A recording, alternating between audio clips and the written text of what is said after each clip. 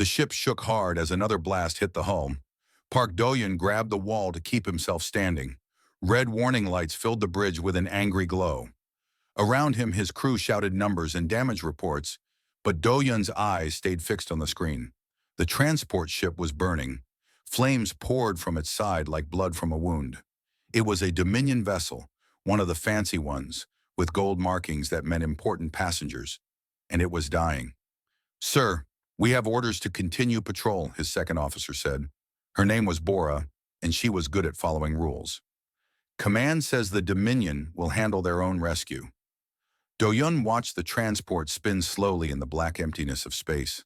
The Dominion was powerful, the most powerful empire in all the known galaxies.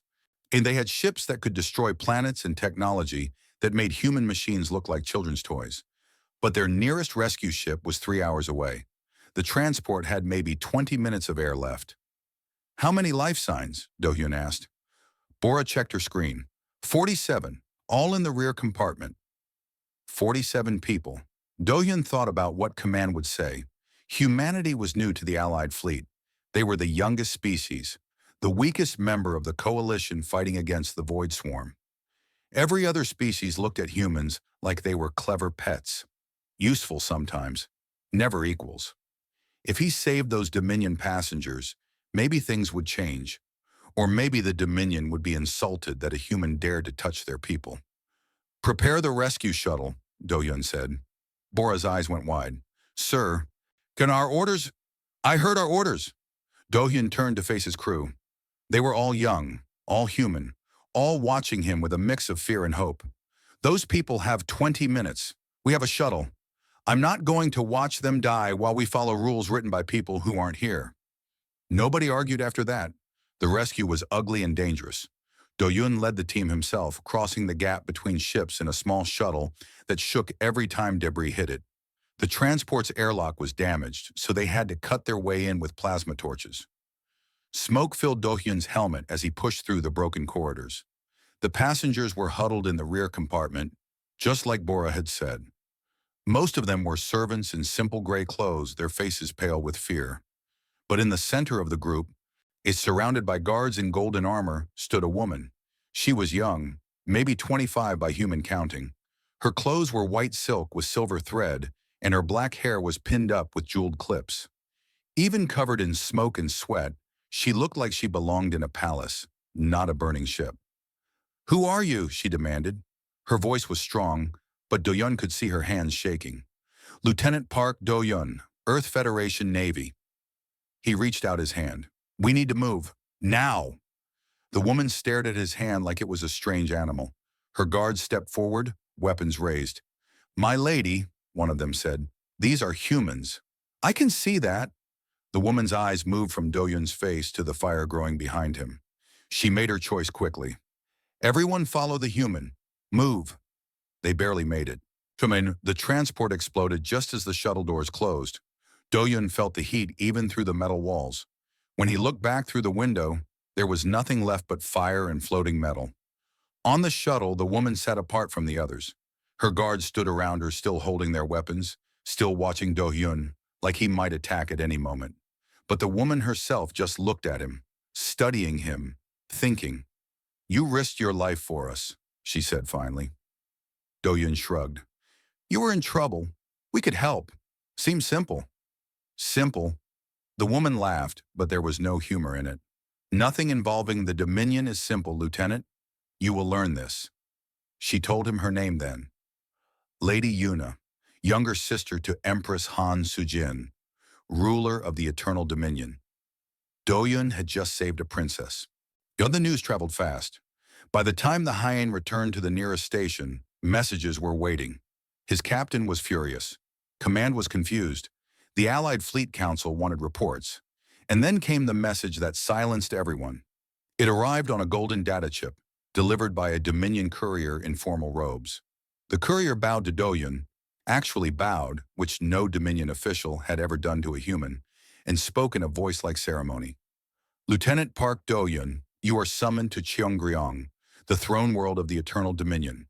Her Imperial Majesty, Empress Han Sujin, wishes to express her personal gratitude." Do-yeon's captain went pale. The throne world? No human has ever been invited to the throne world. Nevertheless, the courier said, the invitation stands. A ship will arrive tomorrow to transport the lieutenant. After the courier left, Do-yoon sat alone in his quarters. Through the small window, he could see stars stretching forever in every direction. Somewhere out there was Cheongryong, a planet he had only heard stories about, a world where the buildings touched the clouds and the Empress ruled over 1,000 star systems. He should have felt honored, excited, maybe afraid.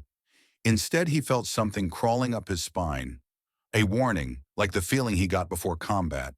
Something about this was wrong. The Dominion never did anything without a reason. Every gift had strings. Every kindness had a price. Lady Yuna's words echoed in his mind. Nothing involving the Dominion is simple. He thought about her face on the shuttle, the way she had looked at him. Not with gratitude, not really. More like she was seeing something she hadn't expected, something that worried her. Tomorrow a ship would come.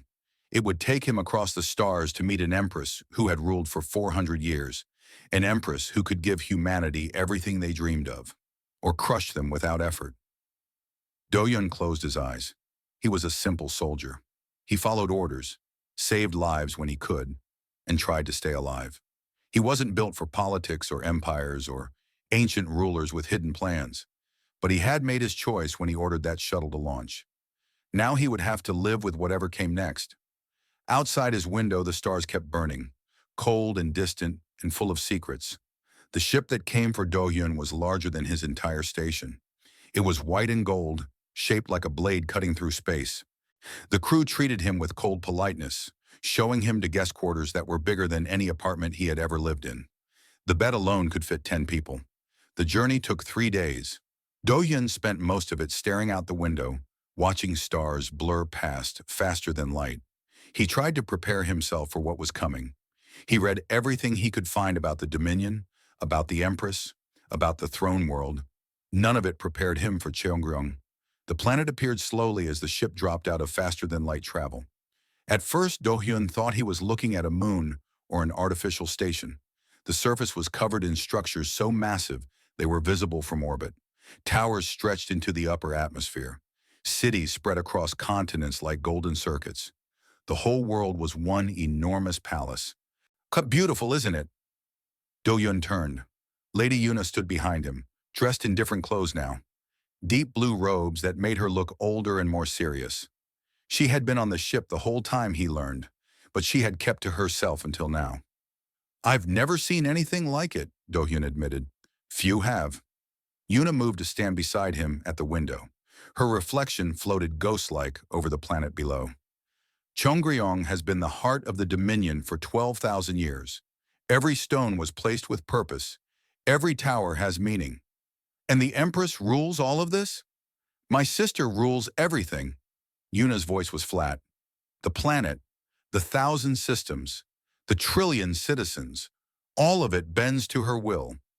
Do-hyun heard something in her tone. Not pride, not fear exactly. Something closer to exhaustion. You don't sound happy about that, he said carefully. Yuna laughed, short and bitter. Happiness is not something my family deals in, Lieutenant. We deal in power, in control, in making sure the Dominion survives another 1,000 years. She looked at him directly now. You should remember that when you meet her. Before Do-hyun could ask what she meant, the ship began its descent. They landed in a courtyard larger than most Earth cities. Fountains of liquid light rose 100 meters into the air. Gardens of crystal flowers caught the sun and scattered rainbows everywhere. Servants in gray robes lined the path, their heads bowed, their faces hidden. Do-hyun walked between them, feeling very small and very human. The throne room was at the heart of the main palace. The doors were carved from a single piece of white stone, taller than any building Do-hyun had ever entered. They opened without sound as he approached, and warm air flowed out like breath. Inside, the ceiling disappeared into darkness high above. Pillars of silver metal held up that impossible space. Courtiers stood along the walls in perfect rows, their clothes a rainbow of colors, their faces carefully blank. And at the far end, on a throne of black crystal, sat Empress Han Sujin. She was beautiful. That was the first thing Do-hyun noticed. beautiful in a way that didn't seem quite real. Her face was smooth and perfect, without age or flaw. Her hair fell past her shoulders like black water. Her eyes were dark and deep and ancient. She had lived for over 400 years. Looking at her, Do-Yun believed it. "Come forward, human." Her voice filled the room without effort. Do-Yun walked toward the throne, keeping his steps steady, his face calm. He had faced death many times in battle. This was just another kind of danger. He stopped at the proper distance and bowed. Not too deep. He was not her subject, but deep enough to show respect. "Your Majesty," he said. The Empress studied him for a long moment. Her eyes moved over his face, his uniform, his hands, reading him like a book written in a language she had mastered long ago. "Lieutenant Park Do-Yun," she said finally, "the human who saved my sister. I was in the right place at the right time, Your Majesty. Do not play humble with me." The Empress's voice sharpened. "I have watched the recordings. You disobeyed orders. You risked your ship and your crew.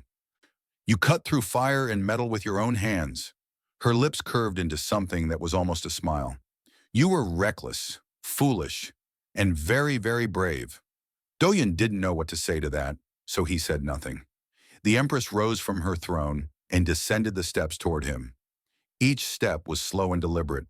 The courtiers around the room held their breath. "I am not in the habit of owing debts," she said, "especially to humans. Your species is young, weak. You have only traveled the stars for 200 years. The Dominion has ruled for 12,000. She stopped directly in front of him, close enough that he could smell flowers on her skin. "And yet you saved my blood. That debt must be paid." "Your Majesty, I don't need. I will decide what you need." Her voice was ice. "You may ask for wealth, a planet of your own, technology that would advance your species by centuries." She paused. "Or perhaps something more personal." She turned and gestured. Lady Una stepped forward from the shadows where she had been standing. Her face was pale, her eyes fixed on the floor. "My sister is unmarried," the Empress said. "She has been promised to many, but she has never been given. You, Lieutenant, could change that." Do-Hyun felt the blood drain from his face. "Your Majesty? She will be yours." The Empress spoke the words like she was offering a ship or a medal. "A princess of the Dominion, bound to a human hero. What greater reward could there be?" Una did not look up. Her hands were folded in front of her, still and small. She looked like a doll waiting to be moved. "All you must do," the Empress continued, "is perform one small service for me." Here it was. Won the price. Do-Yun had known it was coming, but the weight of it still hit him like a blow. "There is a man," the Empress said, "Admiral Kang Tae-woo. He is a hero to my people. He has won 100 battles against the Void Swarm, but he has also become dangerous. He plans to move against me, to take my throne." She returned to her seat, her robes flowing behind her like water. "I want you to kill him." The room was silent. Every courtier stood frozen. Lady Una still did not look up. Do-Yun stood alone in that great hall, facing a woman who had ruled stars before his species learned to make fire. She was offering him everything: power, status, a princess. All he had to do was murder a man he had never met. He felt the weight of it pressing down on him, the choice that would shape everything that came after. "Your Majesty," he said slowly, "when I will need time to consider." The Empress smiled. It was not a kind smile. "Of course," she said, "take all the time you need. But remember, Lieutenant, in the Dominion, opportunities do not wait forever." She waved her hand, and the audience was over. As Do-Hyun was led from the throne room, he felt Yuna's eyes on his back. He did not turn around. He could not bear to see what was in them. They gave Do-Hyun a palace of his own. It was small by Dominion standards, only 30 rooms, with gardens and fountains and servants who appeared whenever he needed something. They also gave him access to the Imperial Archives, where he could learn everything about Admiral Kang Tae-woo. That was his first mistake. He actually read the files. Admiral Kang was old, not as old as the Empress, but old enough that his hair had turned white and his face was carved with deep lines. He had served the Dominion for 200 years. In that time, he had won more battles than any commander in living memory. He had pushed back the Void Swarm when they threatened the core worlds. He had saved billions of lives. The official records showed a loyal soldier, a hero, a man loved by his troops and respected by his enemies. But the Empress had given Do-yun other files too, secret ones. These showed a different picture. Meetings with separatist groups in the outer systems, hidden accounts moving large amounts of money, encrypted messages that the Empress's spies could not decode. All the signs of a man planning something big. Do-yun spent 3 days reading everything. He barely slept. He barely ate. The servants watched him with worried eyes, but they did not disturb him. On the fourth day, he made a different choice. He started asking questions. The servants were afraid to talk at first. In the Dominion, speaking about powerful people could be dangerous. But Do-hyun was patient, and he was kind, and slowly they began to trust him. He learned things that were not in any file. He learned that the Dominion had a caste system older than most civilizations. People were born into their place and could never leave it. Servants were always servants. Soldiers were always soldiers. The noble families had ruled for thousands of years, and no one beneath them could ever rise. He learned that famines had swept through the outer systems 3 times in the last century. Each time, one of the noble families had kept their stores full while common people starved. Each time, those who complained too loudly disappeared. He learned that Admiral Kang had spoken against these things, quietly at first, then more boldly. He had used his fame to protect reformers and shelter escaped workers from the lower castes. The common people loved him not just for his victories, but for his compassion. And he learned about Lady Yuna. It was a young servant girl who told him, her voice barely a whisper. Lady Yuna had been offered as a prize 17 times, to alien kings and human governors and Dominion nobles. Each time she'd been presented like a treasure, a beautiful object to seal an alliance or reward a service. Each time something had happened to stop the arrangement. The suitor had died, the alliance had failed, or the service had been forgotten. Do-yun began to understand. Lady Yuna was not a person to the Empress. She was a tool, a promise that was never meant to be kept, an offer too good to refuse from a woman who never actually intended to give. On the 5th day, Do-hyun found a hidden file buried deep in the archives. It was encrypted, but poorly. The Empress's servants had grown lazy over the centuries. What he read made his blood turn cold. The famine in the outer systems 50 years ago had not been an accident. The Empress had ordered food shipments stopped. She had wanted the population reduced. Too many people in the outer systems meant too many potential rebels. 300 million people had died. That night, Do-hyun sat alone in his garden, staring at the artificial stars projected on the ceiling above. He thought about what he had learned, about the Empress and her secrets, about Admiral Kang and his quiet rebellion, about Lady Yuna and her empty promises. He thought about humanity. If he killed Admiral Kang, the Empress would reward him. She would give humanity technology and status and recognition. Humans would rise in the Allied fleet. They would become important. They would also become the Empress's assassins, her useful dogs. Every time she needed someone killed, she would call on humanity. And if they refused, she would remind them of this moment, of the choice Do-hyun had made. But if he refused, what then? The Empress would be insulted. She might turn against humanity entirely. In the politics of the Allied fleet, the Dominion's word carried enormous weight. One bad report from the Empress could push humanity back to the edges of civilization. There was no good choice. Both paths led to darkness. A knock came at his door. When Do-hyun opened it, Lady Yuna stood outside. She was alone without guards or servants. Her face was pale in the starlight. "May I come in?" she asked. He stepped aside to let her pass. They sat in the garden together, not speaking at first. The artificial night wrapped around them like a blanket. Somewhere in the distance, water flowed over crystal rocks. "You've been reading the archives," Yuna said finally. "You knew I would. I hoped you would." She looked at him with eyes that were older than her face. "I wanted you to understand what you're dealing with. Your sister is a monster." Yuna flinched, but she did not argue. "My sister is many things. She has kept the Dominion alive for 4 centuries. She has fought enemies that would have destroyed everything. But yes, she has also done terrible things. She believes they are necessary. 300 million people. I know." Yuna's voice cracked.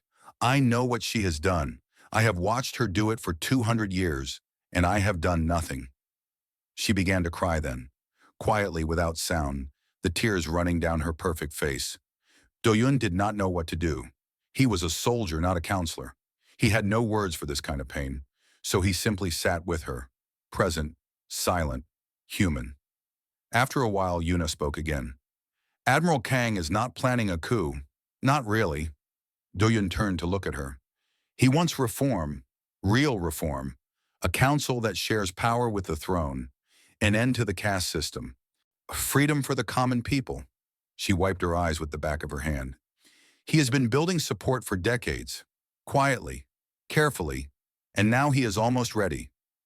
The Empress knows? Of course she knows. That's why she wants him dead." Yuna met his eyes. "And that's why she chose you, a human, someone from outside the Dominion, someone whose people need the Empress's favor too much to ask questions." Doyun felt the trap closing around him. Every path was blocked. Every choice led to ruin. "What would you do?" he asked. "If you were me?" Yuna was silent for a long moment. When she spoke, her voice was barely a whisper. "I would find a third option, one she hasn't planned for." She rose to leave but paused at the door. "My sister thinks she understands humans. She thinks you are simple, predictable, that you will take the easy path because you are weak." Her eyes met his one last time. Prove her wrong. Then she was gone, and Doyun was alone with the weight of empire pressing down on his shoulders. Finding Admiral Kang was not easy. The man was surrounded by guards day and night. His schedule was kept secret. The Empress's spies watched his every move. But Do-hyun had one advantage. No one expected him to help the Admiral. He sent a message through the servant network, the invisible web of workers who cleaned and cooked and carried throughout the palace. They passed his words from hand to hand, whispered in back corridors and empty rooms. The message was simple. The human wants to talk. 3 days later, a servant slipped a note under his door. "Tomorrow morning, the Memorial Gardens. Come alone." The Memorial Gardens stretched across a valley at the edge of the main palace. Stone paths wound between ancient trees that had been growing since before humans left Earth. Statues of fallen heroes lined the walks, their faces worn smooth by centuries of wind and rain. Doyon found Admiral Kang sitting on a bench near the oldest statue. The Admiral wore simple clothes, no medals or marks of rank. His white hair was pulled back in a practical tie. His hands rested on a walking stick made of dark wood. He looked like someone's grandfather, not the greatest military commander in the galaxy. "Lieutenant Park," Kang said without turning around. "Sit." Doyun sat. For a moment, neither of them spoke. The wind rustled through the leaves above. Somewhere, a bird called out in a language older than empires. "She sent a human this time," Kang said finally. "Interesting. You knew she would send someone. I have known for years." The Admiral's voice was calm, almost peaceful. "Han Sujin does not tolerate threats to her power. I am surprised it took her this long. Why haven't you acted? If you know she wants you dead, what would you have me do?" Kang turned to look at him. His eyes were sharp despite his age, bright with intelligence. "Start a war? Kill the Empress? Tear the Dominion apart while the Void Swarm waits at our borders?" Doyun had no answer. "I have spent 200 years serving this empire," Kang continued. "I have seen it at its best and at its worst. I have watched Sujin do terrible things in the name of survival. And I have also watched her hold back enemies that would have destroyed everything. So you do nothing? I prepare." The Admiral leaned forward. "There is a difference."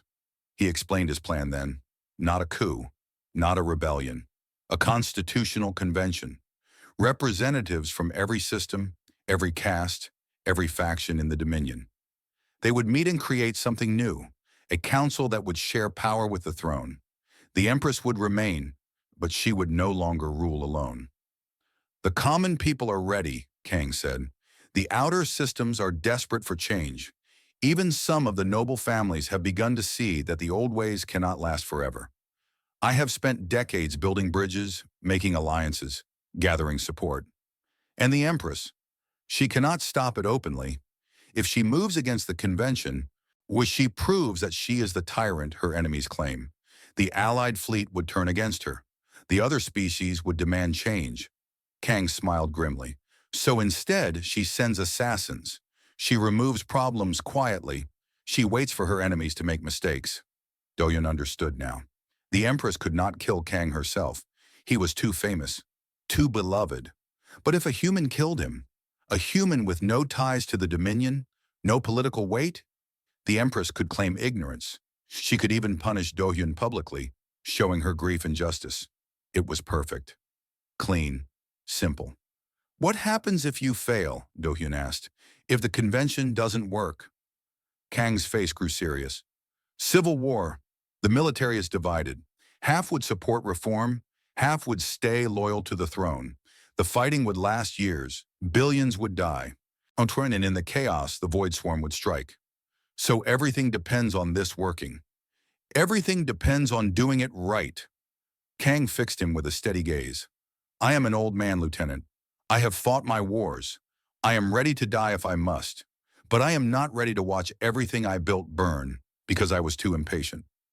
They sat in silence again. The wind carried the smell of flowers, sweet and sad. Why are you telling me this? Do-hyun asked finally. Because I want you to understand your choice. Kang stood, using his walking stick for support. You can kill me. Take the Empress's reward. Give your people their place in the galaxy. I will not blame you. I have lived long enough. Or you can help me. The Admiral's eyes burned with quiet fire. Humanity is new to the stars. You have no ancient hatreds, and no centuries of politics weighing you down. You see things clearly in ways we cannot. You want me to join your revolution? I want you to consider it. Kang began walking slowly down the path. Do-hyun rose to follow. The Empress thinks she can use humanity as a tool. Prove her wrong. Show the galaxy that humans are more than clever animals who can be bought and sold. They walked together through the Garden of Heroes. The statues watched with empty eyes, their stories carved in stone at their feet. Warriors and poets. Scientists and kings. All dead now. All remembered. If I help you, Do-hyun said slowly, and we succeed, what happens to humanity then? You gain something worth more than technology or planets. Kang stopped at the garden's edge. Beyond, the palace towers rose against a purple sky. You gain respect, true respect. Once you become the species that stood for justice when it was dangerous. You become an example. And if we fail, then we die together. Kang smiled, and for a moment he looked almost young. But at least we die for something real. He reached into his pocket and pulled out a small data chip. He pressed it into Do-hyun's hand. This contains everything. My plans, my allies, the evidence against the Empress. If you decide to help, you will know how to reach me. He closed Do-hyun's fingers around the chip. If you decide to kill me, this changes nothing. The convention will still happen. My people will still fight. Do-hyun looked at the chip in his palm. It was small and light. It weighed nothing at all. It was also the heaviest thing he had ever held. I need time, he said. Take all you need. Kang began walking away. But remember, Lieutenant, time is the one thing none of us truly have. Do-hyun stood alone in the memorial gardens, surrounded by the dead. Above him, the sky darkened toward night. In his hand, a small chip held the fate of trillions. He thought about the Empress and her black crystal throne. He thought about Lady Yuna crying in his garden. He thought about Admiral Kang walking slowly home, ready to die for his beliefs. And somewhere in the back of his mind, a third option began to form. Terrible, impossible, completely insane. But maybe that was exactly what the situation required. Do-hyun spent one more night in his borrowed palace. He did not sleep. He sat at his desk, writing and erasing, planning and discarding. The data chip from Admiral Kang sat beside him, its secrets waiting. By morning, he had made his choice. So he sent a message to the Empress. I am ready to give my answer. I request a final audience. The reply came within the hour. The Empress would see him at sunset. Do-hyun spent the day preparing. He cleaned his uniform until every button shone. He reviewed the files one last time. He rehearsed his words until they felt natural on his tongue.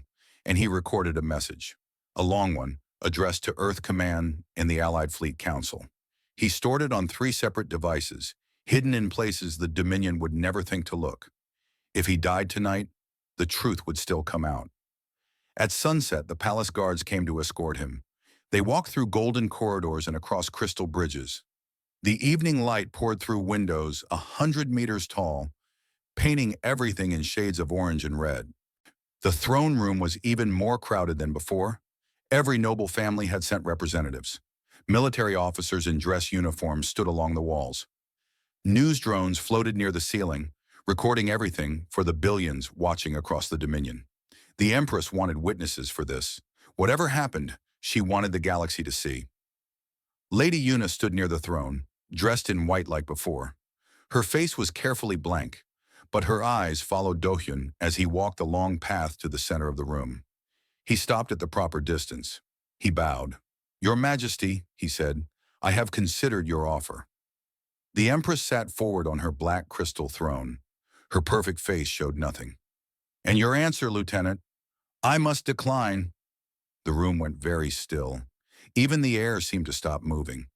The nobles stared at Dohyun like he had grown a second head. The Empress's eyes narrowed. "Decline? You refuse wealth? Power? A princess of my blood?" "With great respect, Your Majesty, I do." Dohyun's heart was pounding, but his voice stayed steady. "I cannot kill Admiral Kang, and I cannot accept your sister as a reward." "Cannot or will not?" "Both." The Empress rose slowly from her throne. Her robes flowed around her like dark water. She descended the steps one at a time, her eyes never leaving Dohyun's face. "Explain yourself," she said. Carefully, Dohyun took a breath. This was the moment. Everything balanced on what he said next. "I came here believing I would receive a simple reward. Instead, I was offered a murder disguised as justice and a person disguised as a prize." He did not look at Yuna, but he felt her attention sharpen. "Admiral Kang is not your enemy. He is a patriot who wants to make the Dominion better, and Lady Yuna is not property to be given away." The nobles began to whisper. The Empress silenced them with a glance. "You presume to lecture me?" Her voice was ice. "An insect from a species barely out of its cradle? I presume nothing, Your Majesty. I simply tell the truth." Dohyun met her ancient eyes without flinching. "But I have not come only to refuse. I have come to make a counteroffer." The whisper stopped completely. No one had ever made demands of the Empress. "Speak then." Her voice was dangerously quiet. "Entertain me." Dohyun listed his conditions. His voice echoed through the silent hall. "First, release Lady Yuna from political bondage. Let her choose her own path, her own husband, her own life. When she has been offered as a prize too many times. That ends today." Yuna made a small sound. Hope and fear and disbelief all tangled together. "Second, hear Admiral Kang's proposal for reform. Give the Constitutional Convention a chance. If it fails, it fails. But at least let the people try." The military officers shifted uncomfortably. This was dangerous territory. "Third, recognize humanity as equal partners in the Allied fleet. Not tools, not pets, not useful assassins to call when you need dirty work done. Equals." The Empress stared at him for a long moment. Then slowly she began to laugh. It was not a pleasant sound. "And why would I do any of this?" she asked. "What can you possibly offer me in return? What leverage does a single human lieutenant have against the ruler of 1,000 stars?" This was the gamble, the impossible bet. Dohyun reached into his pocket and pulled out a small data chip. "During my investigation, I found things that were not meant to be found." He held up the chip. "Evidence of the manufactured famine 50 years ago. 300 million dead by your order. Evidence of dealings with the Void Swarm. You let them destroy the 7th Fleet because Admiral Choi was becoming too popular. Evidence of disappeared reformers, rigged elections, poisoned rivals." The color drained from the Empress's face. For the first time, she looked truly surprised. "If this reaches the Allied fleet," Dohyun continued, "the Dominion loses everything. The other species will turn against you. The coalition will fall apart. The Void Swarm will win. You would destroy everything?" The Empress's voice was barely a whisper. "Kill billions to spite me?" "I would burn it all down." Dohyun's voice did not waver. "Including myself. Because some things are worth dying for, and I would rather die standing up than live on my knees." The guards raised their weapons. The nobles backed away. News drones zoomed closer, capturing every word. The Empress stood perfectly still, her eyes locked on Do-hyun's face. The moment stretched into eternity. Then, incredibly, she smiled. It was not the cold smile from before. This was something different, something that looked almost like respect. In 400 years, she said softly, no one has ever gambled their own destruction against me. She turned and walked back toward her throne, but she did not sit. Instead, she stood beside it, one hand resting on the black crystal. Guards, lower your weapons. They obeyed instantly, to confusion on their faces. Lieutenant Park Do-hyun, the Empress's voice carried through the hall. You came here expecting politics.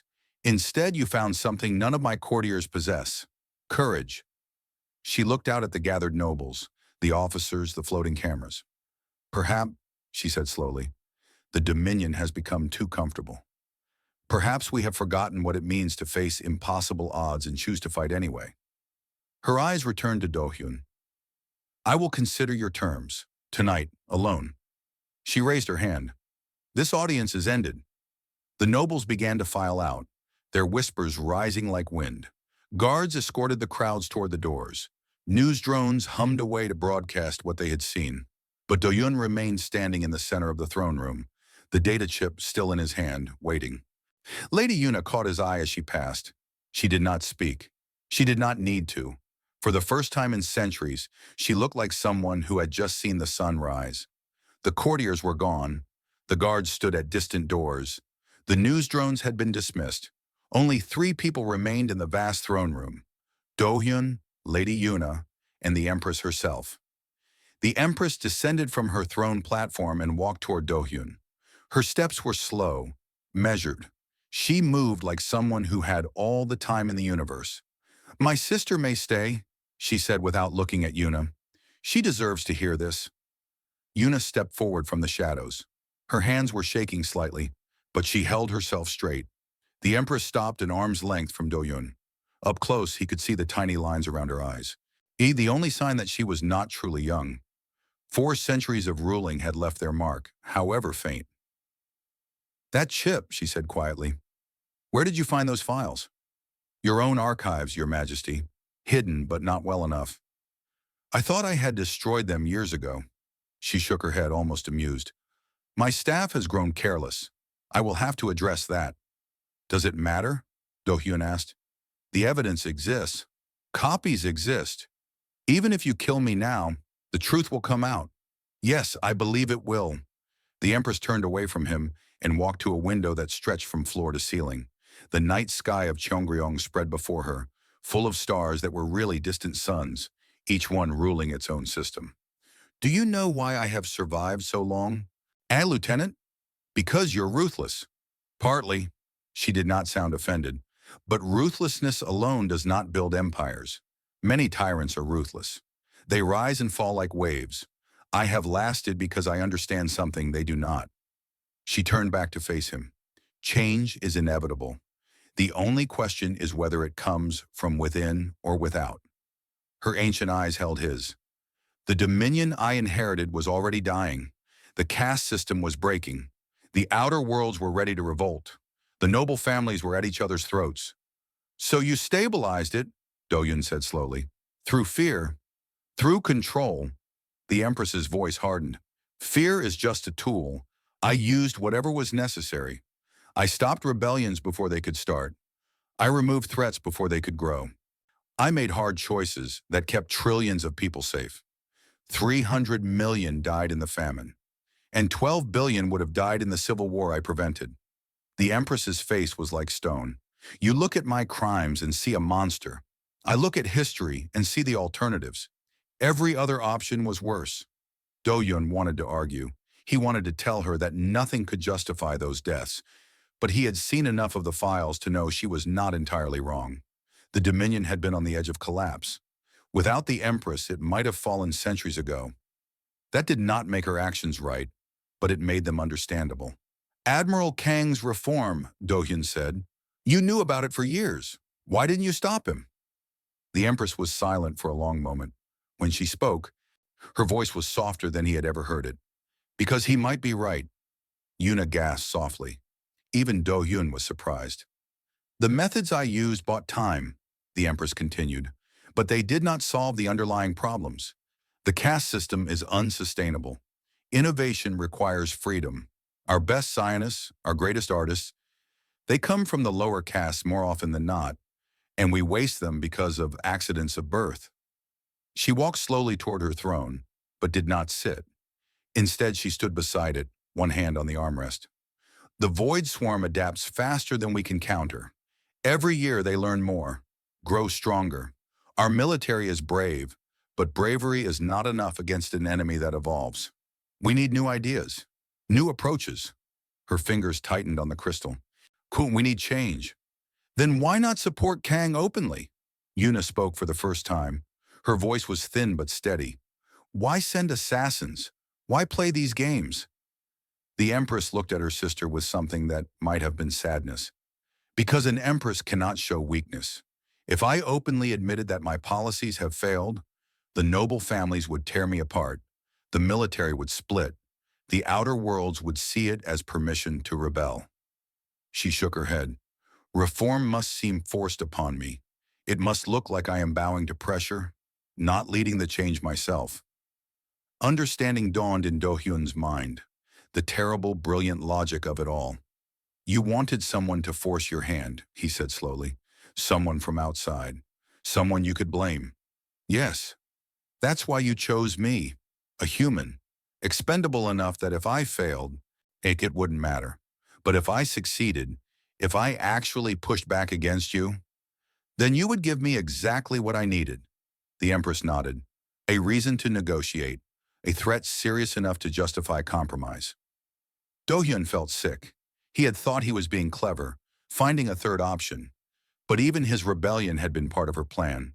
You manipulated me, he said, from the beginning. I gave you an opportunity, the Empress corrected. What you did with it was entirely your own choice. I hoped you would resist. I hoped you would find the evidence. I hoped you would have the courage to stand against me. Her eyes met his. I did not know for certain. That is why it had to be real. That is why I needed someone who truly believed they were fighting me. And if I had just killed Kang, if I had taken your deal, then humanity would have proven themselves no different from any other species, useful, viable, ordinary. The Empress's lips curved slightly. I would have been disappointed, but the Dominion would have continued as it was. Do-hyun's mind was spinning. Everything he thought he understood had shifted. The Empress was not just a tyrant, she was also a reformer, trapped by her own power, unable to change without appearing weak. And she had bet everything on a human soldier, making the right choice. I chose well, she said, watching his face. I just did not expect you to choose yourself. What happens now? Yuna asked. She had moved closer, standing almost at Do-hyun's side. The Empress looked at her sister for a long moment, then slowly. She reached up and removed one of her rings, a band of silver with a single blue stone. This belonged to our mother, she said, holding it out. It passed to me when she died. I always meant to give it to you when the time was right. Yuna stared at the ring like it was a snake that might bite her. Why now? Because you are free.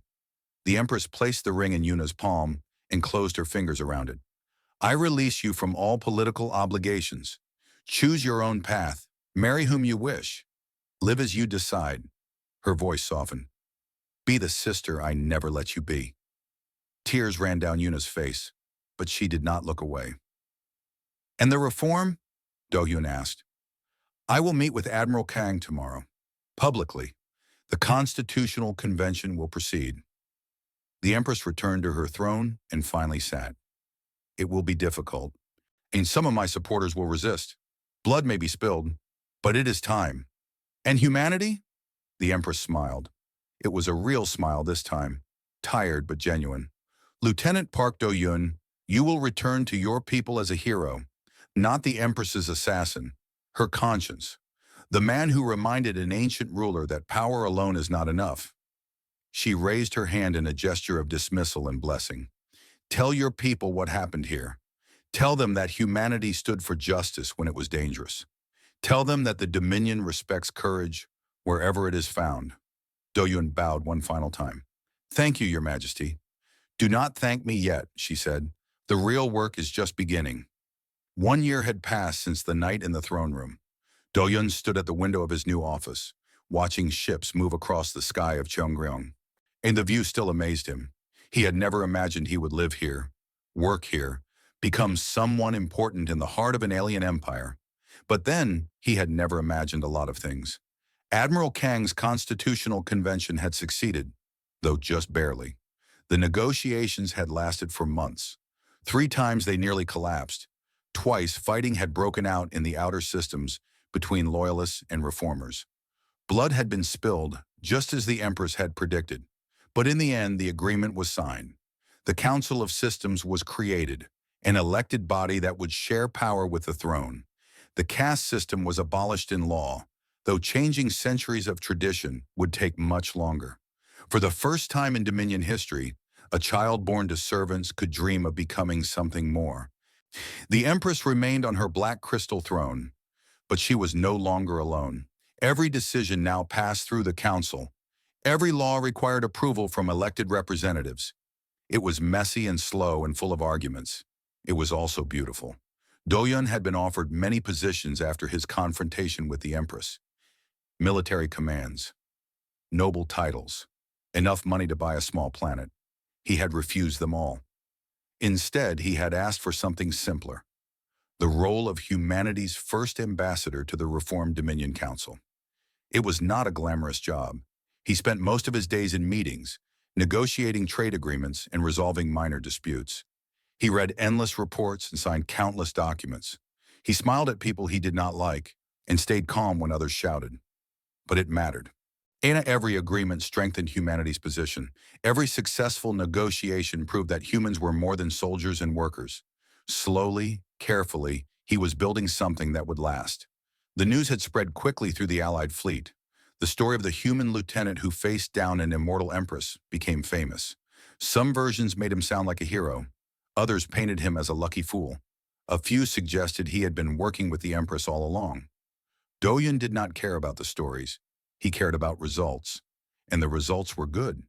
Humanity's status had changed completely.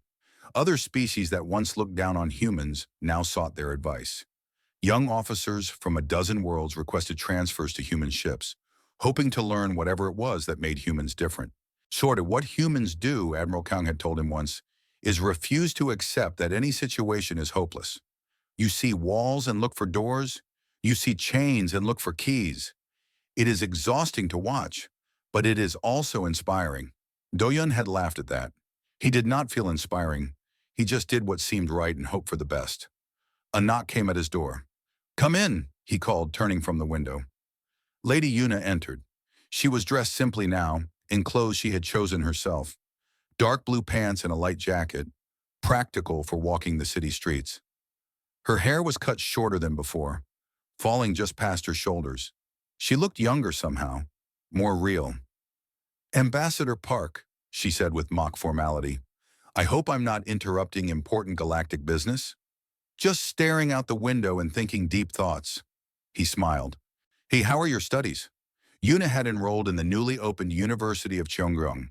For the first time in centuries, the great schools of the Dominion accepted students from all castes, all backgrounds. Yuna had been one of the first to apply. She was studying xenobiology, the science of life on different worlds. It was practical, challenging, and entirely her own choice. "Difficult," she admitted, settling into a chair across from his desk. "My professors are demanding. My classmates are smarter than me. I have more homework than I ever imagined possible." "Sounds terrible." "It's wonderful." Her smile was bright and real. "I never knew learning could feel like this. Like every day makes me a little more myself." They talked for a while about her classes, about the new council session, about the latest news from the outer systems. A easy conversation, comfortable. This had become routine over the past year. Yuna visited his office 2 or 3 times a week. They shared meals. They argued about philosophy and politics, and the best way to prepare traditional Dominion tea. They laughed at each other's jokes and listened to each other's worries. They were friends, real friends. Not because the Empress had promised them to each other, but because they had chosen it themselves. Sometimes Do-hyun wondered if there might be something more. He saw how Yuna looked at him occasionally, quick glances that lasted a moment too long. He noticed how she always sat close, how she found excuses to touch his arm or shoulder. He felt something too. He would be lying to himself if he denied it. But they had time. That was the gift they had given themselves. One time to know each other properly, time to let whatever grew between them grow naturally. There was no rush, no political pressure, no Empress making promises, just two people finding their way. "Can I ask you something?" Yuna said after a comfortable silence. "Always. Do you regret it?" She leaned forward, her eyes serious. "You could have had everything: wealth, power, a princess given to you on a silver plate." A small smile. "A quite attractive princess, I might add." Do-hyun laughed. "Your modesty is inspiring."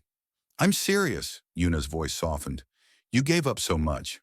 Sometimes I wonder if you ever look back and wish you had chosen differently." Do-hyun considered the question.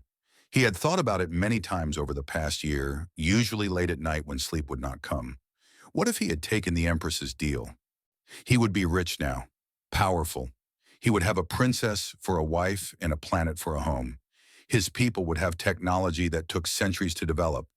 But that wealth would have come from murder. That power would have been borrowed from an Empress who could take it away at any moment. That wife would have been a gift, not a choice. That technology would have made humanity into tools. "I have something better," he said finally. "What's that?" "A choice that was actually mine." Yuna was quiet for a moment. Then she smiled, slow and warm and entirely her own. "That," she said, "is the most human thing I've ever heard." Outside the window, the sun was setting over Cheongryong. The great towers turned gold in the fading light. Ships rose and fell like leaves on invisible wind. Somewhere in the distance, voices were singing an old song, made new again. The Dominion was changing. It would take years, maybe centuries. There would be setbacks and failures and moments of despair. Some of the old wounds would never fully heal. But it was changing, and humanity had helped make that happen. Not through war, not through conquest, not even through the usual political games that species played with each other. Through something simpler, something that had always been humanity's greatest strength, the stubborn, impossible, wonderful refusal to give up. Yuna reached out and took his hand. Her fingers were warm against his. "So," she said, "want to get dinner?" Do-hyun smiled. "I would like that very much." Together they walked out into the evening, leaving the office behind. Ahead of them the city waited, full of lights and life and possibilities. It was not the ending Do-hyun had expected when he pulled that burning transport from the void a year ago. It was not the reward the Empress had promised. It was not the future anyone had planned. It was better. It was real. And it was only the beginning.